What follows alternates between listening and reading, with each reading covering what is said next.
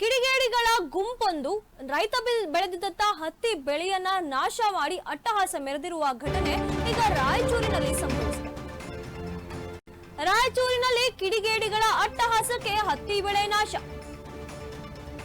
ಬೆಳೆ ಬಾಳುವ cross breed ಹತ್ತಿ ಬೆಳೆ ನಾಶ ಮಾಡಿದ ದುಷ್ಕರ್ಮಿಗಳು.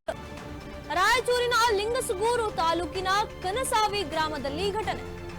ಕಾಯಿ ಕಟ್ಟಿದ ಕ್ರಾಸ್ ಹತ್ತಿ ಬೆಳೆ ಹಾಳು ಮಾಡಿದ ಕಿಡಿಗೇಡಿಗಳು 2 ಲಕ್ಷ ರೂಪಾಯಿ ಖರ್ಚು ಮಾಡಿ ಹತ್ತಿ ಬೆಳೆದ ಅನ್ನದಾತ ಕಂಗಾಲು.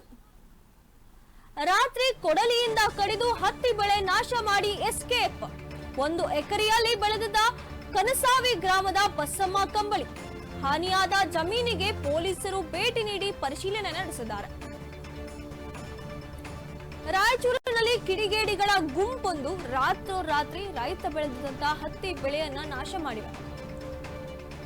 ದೊಡ್ಡ ಮಟ್ಟದಲ್ಲಿ ಬೆಳೆ ಬಾಳುವಂತಹ ಈ ಒಂದು ಕ್ರಾಸ್ ಬ್ರೀಡ್ ಹತ್ತಿಯನ್ನ ಈ ಒಂದು ಬೆಳೆಯನ್ನ ನಾಶ ಮಾಡಿದ್ದಾರೆ ಈ ದುಷ್ಕರ್ಮಿಗಳು. ರಾಯಚೂರಿನ ಲಿಂಗಸಗೂರು ತಾಲೂಕಿನ ಕನಸಾವಿ ಗ್ರಾಮದಲ್ಲಿ ಈ ಒಂದು ಘಟನೆ ನಡೆದಿದೆ. ಕಾಯಿ ಕಟ್ಟಿದ್ದಂತಹ ಕ್ರಾಸ್ ಹತ್ತಿ ಬೆಳೆಯನ್ನ ಹಾಳು ಮಾಡಿದ್ದಾರೆ. ಈಗ ದೃಶ್ಯದಲ್ಲಿ ನೋಡ್ತಾ ಇರ್ಬೋದು ಹತ್ತಿ ಬೆಳೆ ಹೇಗೆ ನಾಶವಾಗಿದೆ ಅಂತ ಹೇಳಿ. ಕೊಡಲಿಯಿಂದ ಕಡಿದು ಹತ್ತಿ ಬೆಳೆಯನ್ನ ಈಗ ನಾಶ ಮಾಡಿದ್ದಾರೆ. ಬೆಳೆದಿದ್ದಂತಹ ಗಿಡಗಳನ್ನ ಬೆಳೆದಿದ್ದಂತಹ ಈ ಬೆಳೆಯನ್ನ ಕೊಡಲಿಯಿಂದ ಕಡಿದು ಪೂರ್ತಿಯಾಗಿ ಸಂಪೂರ್ಣವಾಗಿ ನಾಶ ಮಾಡಿದ್ದಾರೆ. 2 ಲಕ್ಷ ಗಟ್ಟಲೆ ಬಂಡವಾಳವನ್ನ ಹೂಡಿ ಈ ಒಂದು ಬೆಳೆಯನ್ನ ಬೆಳೆಯಲಾಗಿತ್ತು. 1 ಎಕರೆ ಜಮೀನಿನಲ್ಲಿ ಕನಸಾವಿ ಗ್ರಾಮದ ಬಸಮ್ಮ ಕಂಬಳಿ ಅನ್ನೋರು ಈ ಒಂದು ಬೆಳೆಯನ್ನ ಬೆಳೆದಿದ್ರು. ಆದ್ರೆ ಕಿಡಿಗೇಡಿಗಳು ರಾತ್ರೋರಾತ್ರಿ ಬಂದು ಈ ಎಲ್ಲಾ ಬೆಳೆಯನ್ನ ನಾಶ ಮಾಡಿದ್ದಾರೆ.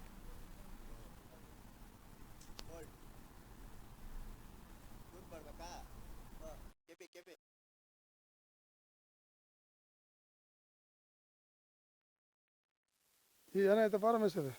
ಇದು ಕೊಡ್ಲಿ ತಗೊಂಡು ಕಡ್ದಾರ ನೋಡ್ರಿ. ಹೊಲ ತುಂಬ ದಿನ ಅರ್ಧ ಕಡ್ದು ಕೈ ಬಿಟ್ರ. ಇದು ಎಷ್ಟು ಎಕರೆ ಇದವಲ್ಲ? ಇದು 3 ಎಕರೆ. 3 ಎಕರೆ ಅಂದ್ರೆ ಈಗ ಒಂದು ಎಕರೆ ಕಡ್ದಾರ.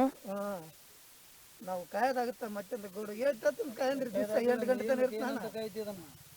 ಇವತ್ತು ನಾವು ಮಾಡಿದ ಬಾಳೆ ದಿವಸ ಆಗ ಇದು ಕ್ರಾಸ್ ಹತ್ತಿರ ಇದು ಎಷ್ಟು ದಿನ ಆಯ್ತು ಕ್ರಾಸ್ ಮಾಡಿ? 1 ತಿಂಗಳ ಮೇಲೆ 4 ದಿವಸ ಆಯ್ತು ಕ್ರಾಸ್ ಮಾಡಕತ್ತಿ. ಇವತ್ತಿಗೆ ದಿನ 20 ದಿವಸ ಆಯ್ತು ಮಾಡೋದು.